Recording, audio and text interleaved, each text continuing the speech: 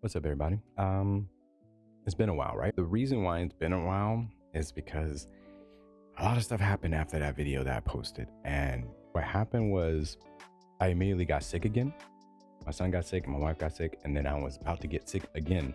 So we just had a slew of medication. I was trying to take it and stuff like that. There was days where I just did not stream at all for like 3 or 4 days or anything. We just lost our babysitter because she has to move back because something happened with her mom or some kind of family emergency or something like that, which sucks because we actually finally found a reliable like in-home babysitter. So we're trying to find another one so I can have time to do this stuff as far as like recording videos and live streaming and everything. And my wife started, I mentioned before, she started working again just to save up to go to Hawaii this summer, like the next 2 months or wherever, for her dad's side family reunion, and they could see, my son and everything. And we also were trying to move out of state at the same time, but our rental company is trying to pressure us into pretty much kind of like psych us out to move out because they messed up something on the other side of this wall, and it's the kitchen, and the doors were messed up. So we had been telling them since we got this place that the door is messed up and it's not a complete seal, wherever there's like a big gap in the corner that you can literally see outside. And because of that and the rain and like a lot of storms that we've been having picking up a lot lately as far as like tornadoes and just rain and stuff goes, and because the sun is on this side, it's just like a combination of things to where it started messing up the outside stairs as well as messing up the inside or wherever, and the wood started to rot. So when they did the inspection not too long ago, because now they're trying to go from 1 year inspection to like 2 or 3 times a year, they noticed, hey, we did mess up. So now we have to, rip the kitchen floor out and do all this crazy stuff.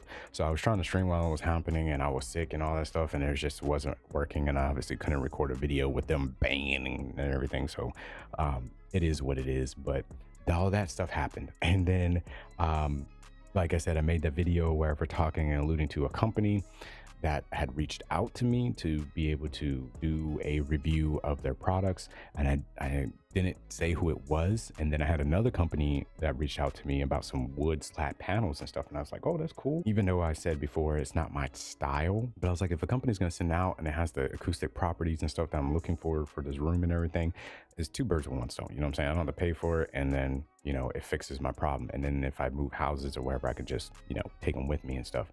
The problem is that for some reason they thought I was going to buy them. And I'm like, you're using my business email, not my personal email, but my business email that's for product reviews and sponsorships and collaborations and all that stuff. And you're not collaborating with me. So why are you sending them an email expecting me to purchase this stuff to do the review? You see what I'm saying? It's just weird. I was like, why you think this was going to work? I was like, you don't do that. No, stop. So that fell through. Unfortunately, it would have been cool to have, but I can find my own solutions, I guess, in the future if need be. And that just kind of sucks. Like I said, we're going to probably be stuck here again. They're trying to do a year contract to a month-to-month contract, and a month-to-month contract is like almost $1,300. And I live in a duplex. If you guys don't know, it's like a townhome, except for it's a 1 story, and it's like you have a neighbor, but it looks like an actual house, but it's like split down the middle. And it's a 2 bedroom, 1.5 bath. The living room is kind of big, but other than that, it's just really small in comparison to what you can get for around here for $1,300. And this company is like the cheapest company out there when it comes to pricing and maintenance and just everything. And a lot of stuff is old. A lot of stuff needs to be tore down and renovated and stuff by them. But like I said, they're the cheapest because some of the companies out here are charging like $2,500 for like a 1 bedroom apartment and a fancier new modern stuff. And it's like, who the heck can afford that? Not only that, that's absolutely ridiculous. You know what I'm saying? So that's why we want to move, because the same pricing that's going on around here in Utah, the places that we've been looking and stuff like that, we can get a decent sized place. And of course, like this gets more expensive over there in Utah, but like I said, for the same price we're paying, because mind you, when we first got in this place, it was like $700 and something. Now we're paying like $900 and something. And like I said, they're already trying to push $1,100 with this new updated rent for 12 months. And like I said, $1,300 for a month to month for this place is absolutely ridiculous. This place is not worth that. They think it's worth that, but I'm telling you right now, it's not worth $1,300. I not get into that rant. Another thing is that I've been able to help my PTSD and my mood swings. Like I just stopped myself right there because I've been on new medication. I kind of mentioned it before. I've been on lithium. It's been somewhat working. You could probably tell by my mood a little bit. I'm not having too many violent mood swings or just, crazy off the chart mood swings and stuff like that. I still get upset. I still have my points where I'm angry, but I haven't been too bad on it or whatever. So it's pretty good for me. Personally. So the other thing is that the company that reached out to me and I alluded in the other video to was Elgato. Elgato was going to send out their low profile pro boom arm or whatever, the one that just came out with a little gasket thing, and they were going to send out the Stream Deck Plus. And the reason why I think they were going to do that is because one of my most popular videos out here on the platform is talking about the fine microphone boom arm versus the Elgato low profile boom arm. People were telling me I had the old version of the low profile boom arm. I did not, and I've talked about it before. I had the new updated one with the magnets and all that stuff, and I still don't like it. I still think it's a piece of crap. I would rather have the fine one that locks in and all that stuff. And I like that mechanism a little bit more. And then with the updated one from iX Tech or wherever, I like that locking mechanism more so than the Elgato one. I think the only reason why those magnets and popping off and stuff would be very useful if you were like a podcast or you were doing something as far as production goes where you need to tear down the microphone boom arm and the cables and all that stuff a lot. But if you're just sitting there streaming and stuff, there's no point to have those magnets because you're never going to really switch your XLR cable like that unless it goes bad. But chances are, if you get a decent one, it's going to last you long enough. That's going to make it just stupid to have the magnetics or whatever. Yeah, it's convenient when you need to do it, but how often are you realistically going to need to do that? It's just stupid.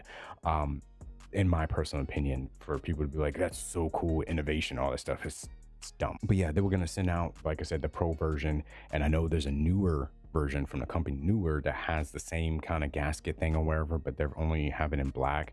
But I think it has 3 of the long things or wherever to reach along across the table, where Elgato has their weird looking, and it looks terrible in the marketing, it looks crooked and all that stuff, little things to raise up the microphone boom arm and everything, and like different colors, and you can match and do all this stuff.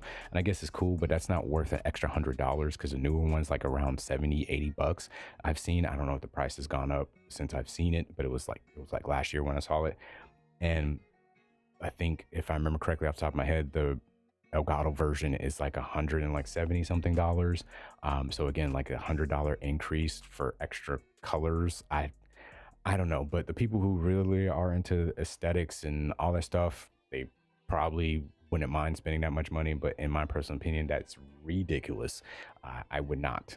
My personal money, but I would not. But I was interested in doing the review in comparison to the microphone boom arms I have talked about in the past and what I currently own, because I did send some out to some people, but I still have some in-house. And in the future, if I ever decide to get the newer one, I could do a comparison in the future. And like I said, with the Stream Deck Plus that they were going to send out, I still have my Wave XLR sitting here on this table. I'm looking at it right now. I haven't touched it since I got the beacon stuff or wherever. But after all that, I know the Wavelink 2.0 came out. A lot of people have been talking about it and stuff. And like I said, the software and with the 2.0 and all the capabilities that are out now that they keep updating, it might have been more stable. I might not run into the same issues I was running into before that made me switch in the first place. So I was interested to go back and see, what kind of changes, what kind of updates and stuff they did to make it better. And I was going to use it in tandem with the Stream Deck Plus that they were going to send out. And I was like, oh, I can also in the future do a comparison video after I have some time to the Beacon Mix Create and vice versa, and give my thoughts and opinions, because I would have both products in house and everything. I was like, this is pretty cool. I don't have a problem with it. And I think they were going to send that out, the Stream Deck Plus, because I talked about it in another popular video on my channel talking about, audio mixers and controllers and stuff like that. And I talked about the overpricedness and my frustrations with the Wave XLR, and even if you get the Stream Deck Plus and all that stuff. And I think, again, that's why they were going to send out the Stream Deck Plus and their low profile boom arm. I don't think it's because they didn't see the videos and they don't know that I talked about them in a derogatory way or bashed them or anything like that. I think they sending out both of those products on purpose. You know what I'm saying? Because those are, it's awfully a coincidence if it wasn't, but what ended up happening was the representative emailed me. I emailed him back. It took a while. Then I emailed them again. I was like, hey, is this opportunity still available? If not, it's cool. And they were like, no, no, no. We're going to send down. This is what you think about that. Let us know. And I was like, okay, that's fine. Those two products are fine. And I told them the only thing I'm worried about is being able to have, I would say, creative freedom, having the ability to control the video, like not letting them see it before it goes live, or not before I was seeing a video that goes live, but I was saying I don't want them to control what I'm saying, pretty much. Like if I find something negative or positive, or what I'm saying, where either way I land on the fence, I want to have that ability to say that. And they said they understand. They want the creators who review their products or wherever to have creative freedom and saying if they like something, if they don't like something, or wherever, they allow you to retain that creative freedom. I was like, okay, cool, super professional, super clean. I like it. And then when I received that email, I sent back another one. I was like, okay, my address is below, but before we go any further, I want to make it clear some things, because I have had some bad experiences with some companies in the past where they try to control my video by seeing a video before it goes live and all this stuff. So I was like, here are my statements, here are my beliefs. And I said, if it's a sponsored video, paid for video, whatever, then it's an advertisement, not a review. And you can see the video before it goes live, make any adjustments, tell me stuff, whatever, and it's fine. And I said, the other option is for a actual review. And I was like, it does the same thing as what I would say is the general census of when a company sends out your product, you have the video or product review done in like 2 weeks, unless otherwise discussed. And I told them they aren't going to see the video before it goes live. They don't have any input or anything like that on the video. They're going to see it as soon as you guys see it and stuff. And I told them that this is very important to me. And I told them either way, if it's an advertisement or a review, I'm going to adhere to laws. I'm going to adhere to YouTube guidelines, because a lot of people that do this stuff do not adhere to YouTube guidelines when it comes to letting the company see before it goes live, changing their videos and stuff like that. A lot of them are violating YouTube guidelines. And I told them I'm not going to do that. And I send this message out to a lot of people. I've sent it out to Fine and all the other companies pretty much that I've worked with in recent times, because like I said, I've had too many companies trying to see the video before it goes live, trying to get me to take down videos and change them up or wherever, and re-edit videos and take this portion out because they don't like the fact that I flamed them in a bad way or anything. And it's like, that's the whole point of a review. You're sending out a product to a person for them to review it. And if they don't like the product, they are obligated to tell whoever's watching the video that they don't like the product and why. It doesn't matter if the company agrees or the viewer agrees or anything like that. That's that person's own experience. And that's the thing. And that's why I keep trying to tell companies, I'm going to give my honest thoughts and opinions from my own experience. But the problem is that so many of these companies have these big, massive egos, and some of the viewers too, because they like to protect these companies for whatever reason. They think because they had a good experience with the product, or the company thinks that their product is the best thing out there and it doesn't stink, if you can't read between the lines there so I don't have to cuss, they think that their product is like good and you can't say anything bad about the product, you know what I'm saying, for whatever reason. And it's like, no, I live by the philosophy that everything that's man-made is not perfect. Even the best products out there have some kind of flaw or drawback, or just isn't for some people out there. That is perfectly fine. Not everybody has to like every single product that you have. And people should be able to talk bad about a product if they don't like it. And that's pretty much what it summed up to. And they never emailed me back. And like I said, I'm going to try to, email them this upcoming week. And if I never hear anything back from them, it is what it is. And I'm just going to leave it at that. You know what I'm saying? It just kind of sucks. Like I said, I want to do the comparisons or whatever for you guys, because I'm not spending my money on that stuff, because it's just overpriced. It's way overpriced. You know what I'm saying? And that's the problem. And we're seeing it with like the Nintendo stuff and the games and everything, if you guys have been paying attention to that. And like just everything in general, a lot of stuff is going up because of reasons and everything that behind the scenes and stuff.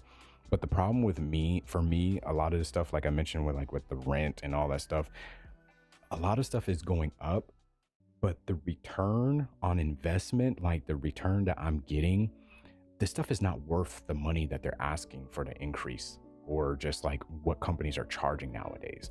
It's just absurd. like how much they're charging you for a lot of things, and people are just okay with it because we've been steadily like on an incline as far as like how much stuff has been costing and the prices of stuff going up, and people are just like, no, it's okay, no, it's okay. Generation after generation, they just keep saying it's okay. But what you're getting as far as like when you purchase something, the quality or the longevity or just whatever has been just on a real steep decline. Like I'm talking about like just straight down. And it's just kind of been bothering me, you know what I'm saying? And even with the budget realm or the budget realm, wherever it used to be like 60 bucks, between 20 60 bucks, you could find something decent. But now that 20 60 bucks is like 80 to 100 bucks, because everything underneath that is just complete trash. The stuff that you would find in Dollar General or like Dollar Tree, where you pay 99 cents or $1 for, or maybe $5 for, that stuff is starting to come like 40, 60, 50 bucks. And you're like, what is going on here? Like, it's completely insane to me that a lot of people are fine with paying 2 to 3 times the stuff. And what they say is, if you're broke, just say you're broke. No, I'm not broke. It's just I refuse to pay that much money for hot garbage that just a few years ago would be 2 or 3 or 4 times less than what they're charging right now.